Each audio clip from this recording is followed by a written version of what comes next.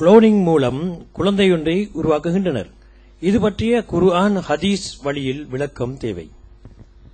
Cloning முறை அப்படிங்கறது இந்த உலகத்தில் வரும் அப்படிங்கறத நம்ம குர்ஆனை படிச்சு பார்த்தாலும் அல்லாஹ் முன்னாலே சொல்லிட்டான்.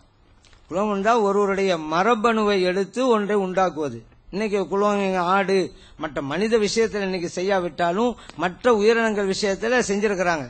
ஆனா உலக அளவிற்கு அதுக்கு இன்னைக்கு தடை இருக்குது.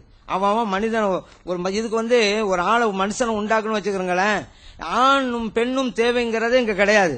குளோனிங் மூலம் உண்டாக்குறதா இருந்தா ஆணும் பெண்ணு தேவையில்லை. ஒரு மனிதனை உண்டாக்க ஆணு மூலமாவே உண்டாக்கிடலாம். அவனோட மரபணுவை எடுத்து அது ஒரு பெண்ணுடைய மரபணை எடுத்து உண்டாக்கிடலாம். ஒரு தனிநபரை வச்ச ஒரு ஆளை உண்டாக்கிடலாம். அதான் குளோனிங் முறை.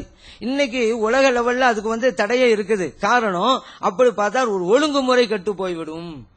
யார் வாப்பான்னு தெரியாது, யார் உமான்னு தெரியாது, அந்த மாதிரி ஆயிரும். வாப்பா இல்லாம ஒருத்தன் இருப்பான், உமா இல்லாம இருப்பான். அப்ப உலக சிஸ்டமே மாறிடும். அதனாலதான் உலகத்திலேயே இதுக்கு தடை இருக்கிறது. இது உண்டு பண்றதுல ஒரு மாதிரிக்காக சில விலங்குகளை உண்டாக்கிக்கிட்டு இருக்கிறாங்க. ஆனா மனித விஷயம் உண்டாக்க கூடாங்கிறத உலக அளவில் சட்டமா வச்சிருக்கிறாங்க.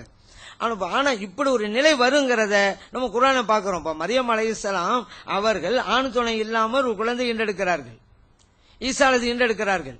அப்ப இது குளோனிங் முறைங்கிறது உண்டு அப்படிங்கறத அல்லாஹ் அங்கேயே சொல்லிவிட்டான். இப்படி முடியும். ஆனா மற்றவர்களுக்கு அனுமதி தரவில்லை. அல்லாஹு தஆலா அங்க அற்புதங்கிற அடிப்படையில் அதை உண்டாக்குகிறான். ஆனா குளோனிங் முறை தான். ஆணே இல்லாம ஒரு பெண்ணின் மூலமா மட்டுமே ஒரு உண்டாக்குவது, இது குளோனிங் முறை.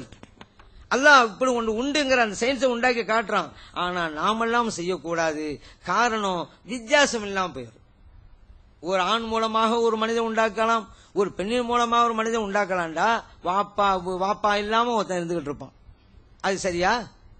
வாப்பா இல்லாம ஒருத்தன் இருந்தா நடைமுறை வாழ்க்கையில என்ன ஆகும்? இப்ப எதுக்கு இருந்தாலும் வாப்பா பேர் என்ன அப்படின்னு தான் கேட்கறாங்க எல்லா விஷயத்திலையும்.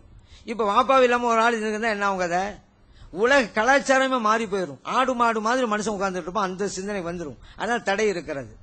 அதனால நம்ம மார்க்கத்திலையும் செய்யக்கூடாது. உலக மார்க்கத்தை இல்லாம சாமானியில் இருக்கக்கூடிய அறிவியலாளர்களும் பன்னாட்டு தலைவர்களும் இது கூடாங்கிற முடிவுக்கு வந்திருக்கிறாங்க.